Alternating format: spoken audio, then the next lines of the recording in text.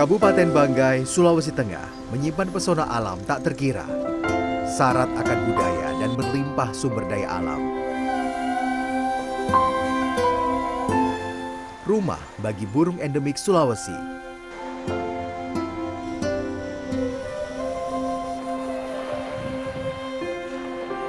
Tempat persinggahan beragam penyu dari samudra.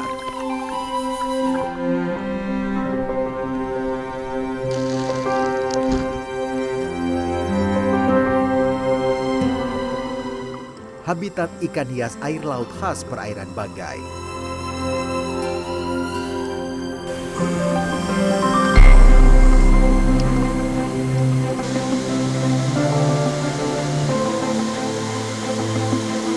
Inilah eksotisme dari timur Pulau Sulawesi.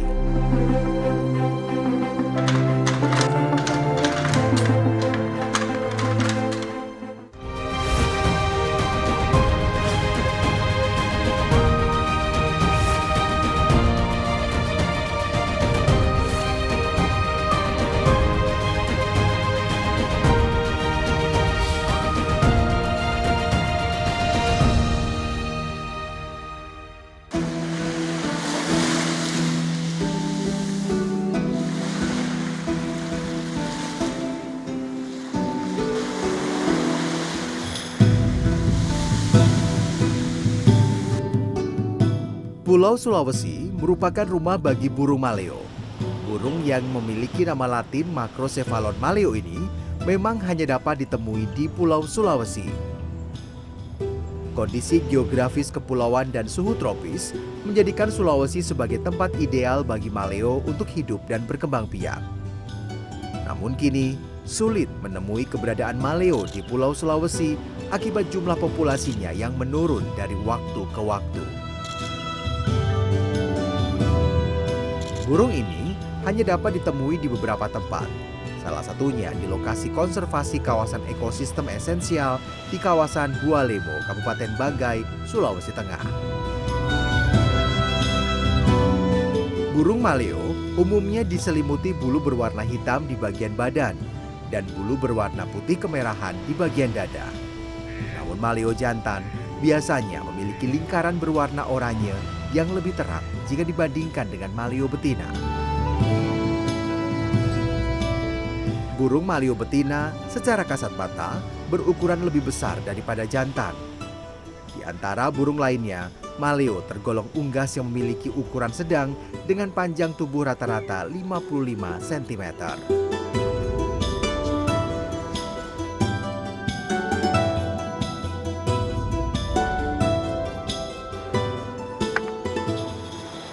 Kita lagi melihat habitat alami dari burung maleo, burung endemik yang ada di Pulau Sulawesi.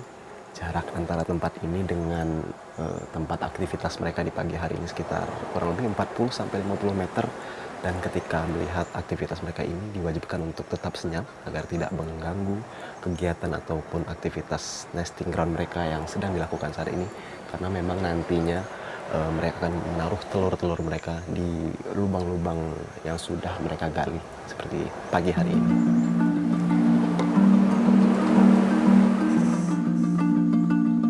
Aktivitas menggali lubang seperti ini adalah kebiasaan burung maleo ketika akan bertelur. Mereka akan menggali lubang pasir tak jauh dari pantai sebagai tempat untuk mengubur telur mereka. Maleo betina akan selalu ditemani maleo jantan ketika menggali lubang untuk telur mereka. Berbeda dengan burung lain, burung maleo tidak mengerami telur-telurnya.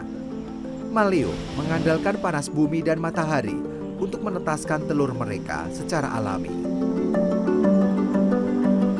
Ketika telur menetas, bayi maleo akan keluar dari lubang pasir tanpa ditemani sang induk. Disinilah kehidupan maleo kecil dimulai. Dengan kondisi fisik yang sudah sempurna dan sudah mampu untuk terbang, namun harus bertahan hidup sendirian. Yang membedakan dengan burung lain, burung maleo ini yang pertama dia tidak mengerami telurnya. Terus anakan burung maleo itu anakan burung yang paling sempurna. Jadi begitu dia menetas dari dalam pasir, dia keluar, dia langsung bisa terbang. Terus dia tidak bisa terbang kayak burung-burung yang lain.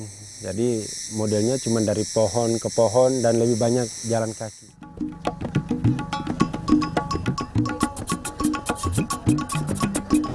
Setiap tahun, masyarakat daerah Batui Kabupaten Banggai melakukan seremoni Malabo Tumpe.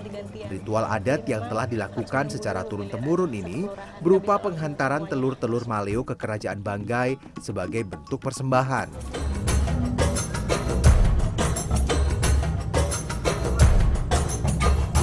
Telur burung maleo berukuran lebih besar jika dibandingkan unggas lain. Sebagai gambaran, satu butir telur maleo berukuran 5 kali lebih besar dari telur ayam.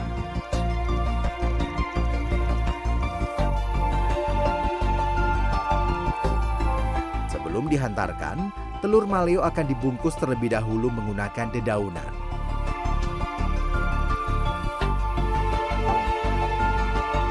Telur akan dihantarkan dari kawasan Batui menuju Kerajaan Banggai. Telur yang dihantarkan sudah melalui proses ritual adat berupa pemanjatan doa. Memang Kabupaten Banggai salah satu maskot yang paling utama di sini adalah burung maleo, ya. Jadi bukan cuma di maskot, bahkan di baju batik kita, ya, yang ada di Kabupaten Banggai itu maleo, ya, yang menjadi ini. Dan patung-patung juga kita maleo.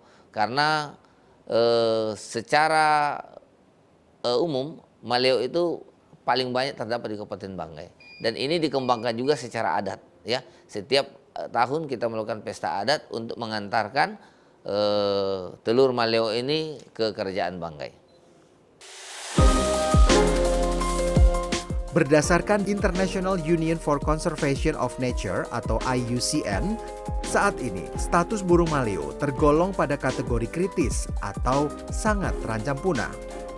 Menurunnya populasi burung maleo ditengarai akibat perubahan ekstrim habitat, adanya predator alami, dan tingginya tingkat konsumsi telur, serta perburuan burung maleo yang masih kerap terjadi.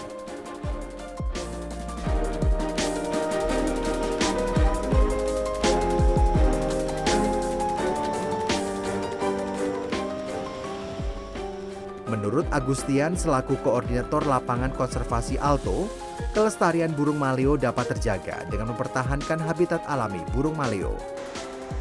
Habitat alami burung maleo meliputi hutan tempat mencari makan, nesting ground atau tempat bertelur, dan hutan koridor sebagai tempat penghubung antara hutan tempat mereka hidup dan meninggalkan telur. Sekarang ini sudah dikembangkan penangkar maleo yang ada di diesel LNG, itu yang pertama. Kemudian ada lagi satu, cuma saya lupa namanya, di daerah Buolemo, itu ada bule juga, itu yang mengembangkan tentang pelestarian daripada burung maleo ini. Nah, ini terus kita pertahankan karena kita yakin dan percaya bahwa ini adalah potensi yang dimiliki oleh Kabupaten Banggai yang menjadi perhatian dunia, ya, baik nasional maupun internasional. Berdasarkan data Organisasi Perlindungan Lingkungan, International Union for Conservation of Nature atau IUCN, pada Agustus 2021, jumlah populasi burung maleo di Pulau Sulawesi berjumlah sekitar 8 hingga 14.000 ekor. Hingga saat ini, burung maleo hanya dapat ditemui di sekitar 100 titik yang tersebar di seluruh Pulau Sulawesi.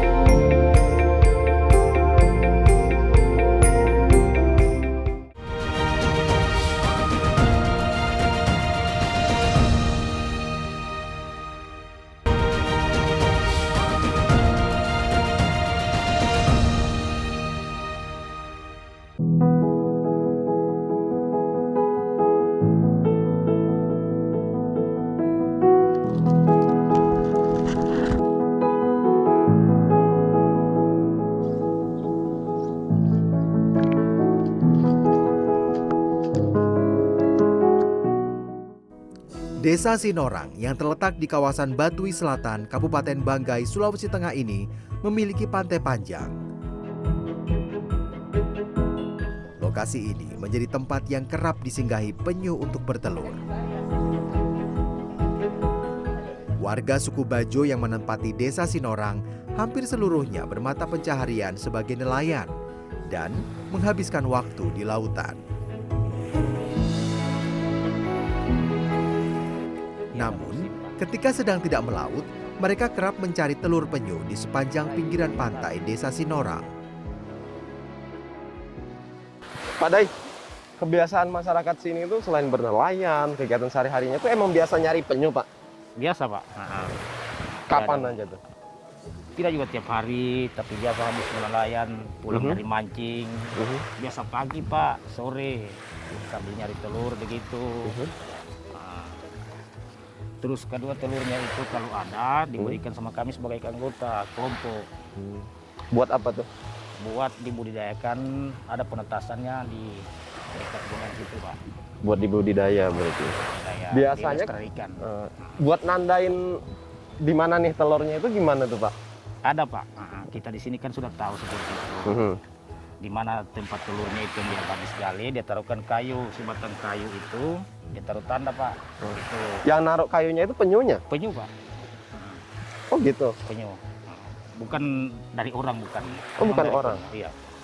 Oh, jadi nanti dari kayu itu baru ada indikasi, oh di sini telurnya gitu. Ya, itu. Oke, nanti biasanya emang di sekitar pesisir pantai sini nyari penyunya, nyari telur penyunya itu. Di sini ya, Pak. Ini kan tempatnya memang dulu ini. Jadi sampai sekarang masih seperti begitu juga, Pak. Sering dia naik bertelur. Kegiatan mencari telur dengan cara menyisir pantai seperti ini disebut dengan monitoring. Lubang tempat telur penyu digali menggunakan tangan secara hati-hati agar telur tidak pecah.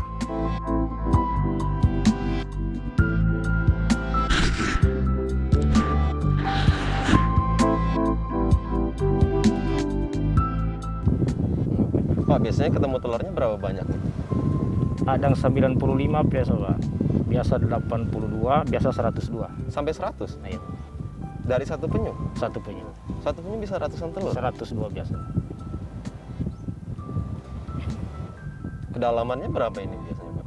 Dia biasa cuma segini, Pak. Nggak nyampe berapa? Nggak nyampe Nggak nyampe 1 meter ya?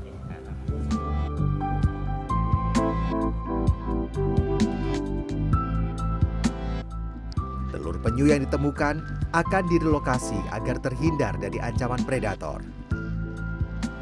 Telur penyu juga tidak boleh dibiarkan terlalu lama terkena udara bebas untuk mengurangi risiko kematian embrio.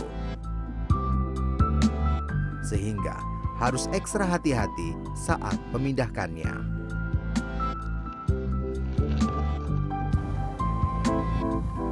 Nah, ini biasanya kalau yang begini usianya berapa lama nih, Pak? Seminggu dia.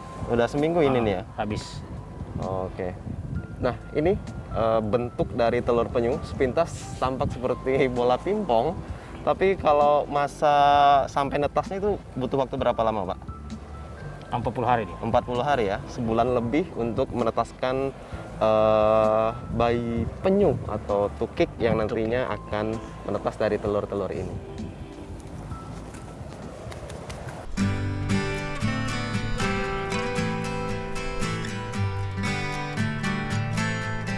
Telur-telur tersebut direlokasi ke tempat yang tak jauh dari bibir pantai. Untuk selanjutnya, diperam di dalam galian pasir dengan kedalaman 30 hingga 40 cm. Selain meminimalisasi ancaman dari predator, pemindahan telur ini juga untuk memudahkan masyarakat memantau perkembangan telur.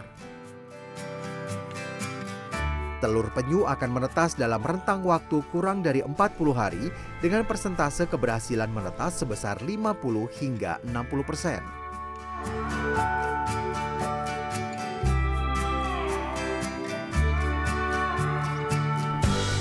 Setelah menetas, telur penyu atau tukik akan dipindahkan ke kolam dan siap untuk dilepas liarkan. Berbeda dengan telur penyu, penyu dewasa yang ditemukan masyarakat Desa Sinorang akan dikumpulkan di kolam konservasi. Penyu dewasa yang ditemukan akan dipasang microchip yang berisi nomor identitas untuk menunjukkan bahwa penyu tersebut pernah mendarat di tempat ini. Hal tersebut bertujuan untuk memonitoring jelajah penyu setelah nantinya dilepas liarkan. Pemasangan microchip pada penyu dinilai dapat meminimalisasi rasa sakit pada penyu dibandingkan dengan metode tagging. Pak, ini penyu yang akan dipasangkan microchip nih, Pak. Siap, ini. Penyu ini yang akan dipasang microchip. Fungsi dari pemasangan microchip itu apa, Pak? Jadi fungsi ini untuk pelacakan peleratan penyu itu sendiri. Apakah dia balik lagi ke tempat kita atau dia ke tempat lain Setelah dilepas liarkan. setelah dilepas. Oke. Kita boleh lihat proses pemasangan microchipnya, Pak ya? Bisa Pak, silakan kita. Boleh kita taruh ya? Penyu dewasa yang telah dipasang microchip akan dikembalikan ke habitatnya di laut lepas. 4 dari 6 jenis penyu yang ada di Indonesia tercatat pernah mendarat di pantai Desa Sinorang. 4 jenis penyu tersebut meliputi penyu lekang, penyu sisik, penyu hijau, dan penyu tempayan. Penyu memiliki peran penting dalam menjaga keseimbangan ekosistem laut. Penyu yang memakan pucuk rumput laut dapat membantu membersihkan karang sehingga habitatnya dapat terjaga. Atau seperti penyu yang memakan spons laut dapat membantu mengontrol distribusi dan komposisi dari organisme dan kestabilan ekosistem laut.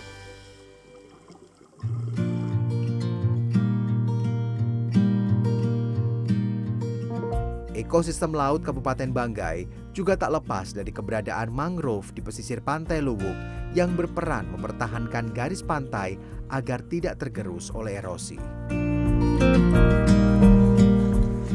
Salah satu upaya pelestarian mangrove di Kabupaten Banggai dilakukan dengan metode hidroponik mangrove. Pembibitan mangrove dengan metode ini mengandalkan nutrisi mikroorganisme lokal atau MOL seperti yang biasa terkandung pada kompos. Metode ini diklaim dapat mempercepat pertumbuhan mangrove hingga 3 kali lebih cepat dibandingkan dengan pertumbuhan alami. Sejumlah konservasi di Kabupaten Banggai melibatkan pemerintah daerah, swasta, organisasi non-profit, serta masyarakat setempat. COB Tomori senantiasa berkomitmen untuk menjaga kelestarian alam, meningkatkan kualitas lingkungan dan keanekaragaman hayati di sekitar wilayah kerja kami di Kabupaten Banggai. Dalam implementasinya, COB Tomori telah bekerjasama dengan pemerintah daerah setempat, perguruan tinggi, LSM dan juga kelompok masyarakat di sekitar lingkungan kerja kami. Tak hanya berperan menjaga garis pantai, akar mangrove juga menjadi mikrohabitat dari ikan endemik perairan Banggai yang dikenal dengan nama Banggai Cardinal Fish.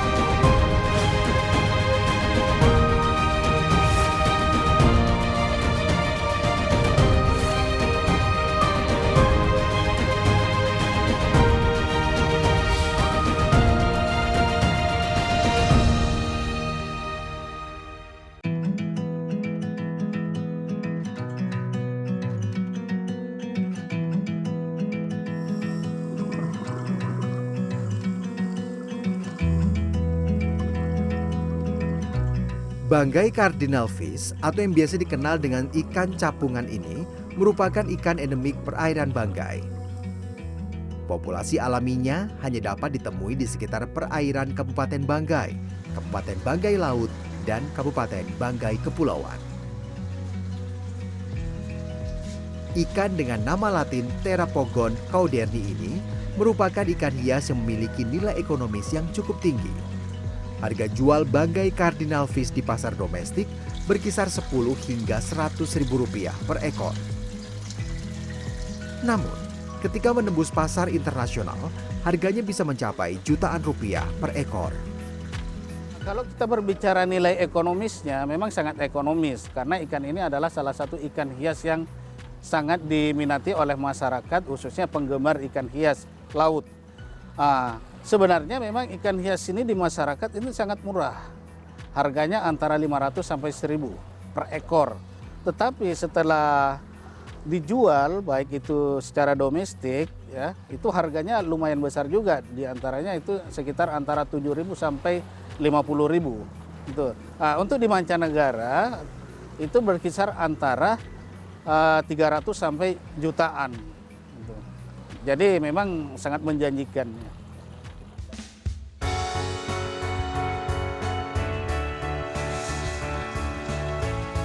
Banggai cardinal fish hidup dengan cara berkelompok, mulai dari puluhan hingga ratusan ekor. Di habitat alaminya, ikan ini dapat ditemui tak jauh dari mikrohabitat favoritnya, yakni bulu babi. Sehingga budidaya banggai cardinal fish juga memerlukan bulu babi agar menyerupai dengan habitat aslinya. Selain bulu babi, banggai cardinal fish juga kerap ditemui pada karang di kedalaman laut yang tak lebih dari 5 meter. Cara pelestarian ikan ini selain dengan budidaya juga dilakukan dengan cara introduksi atau memindahkan sebagian populasi dari satu titik habitat ke titik habitat lainnya.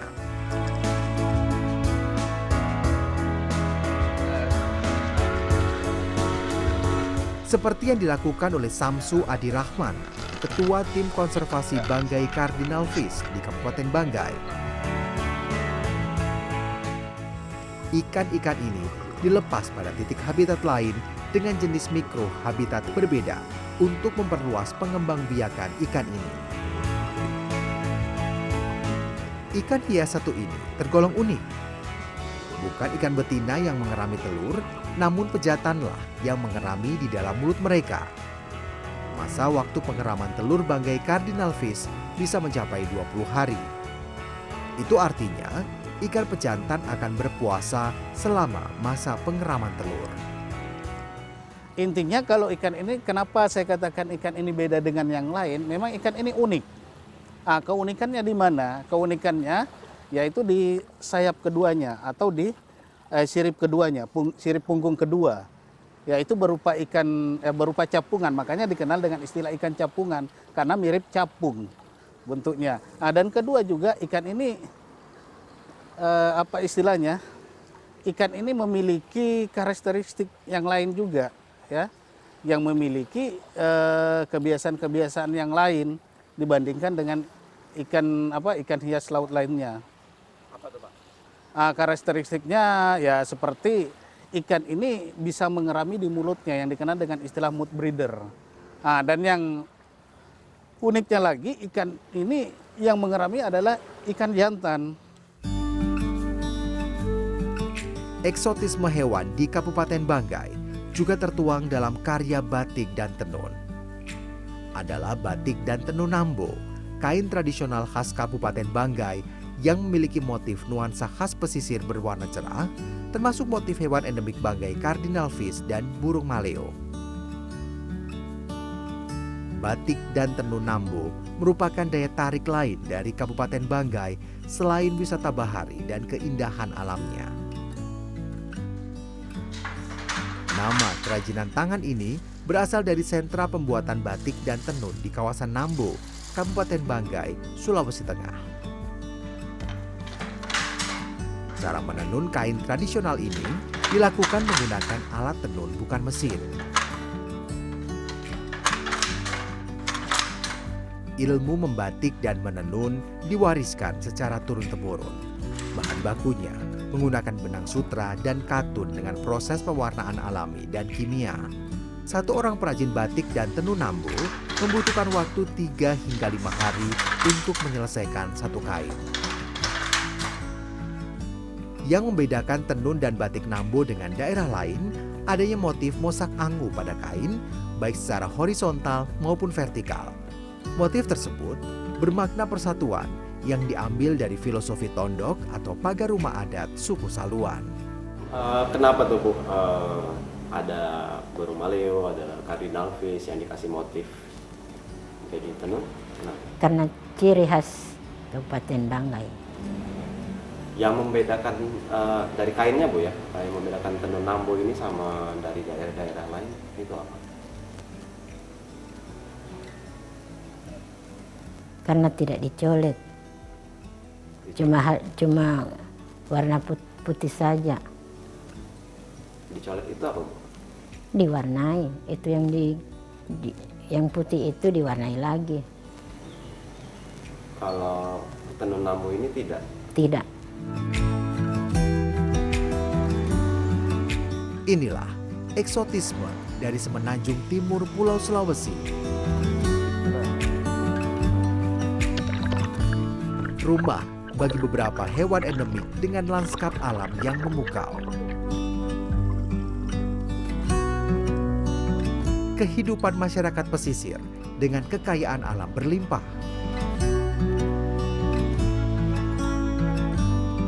Kelestarian alamnya tak akan terjaga tanpa kepedulian manusia.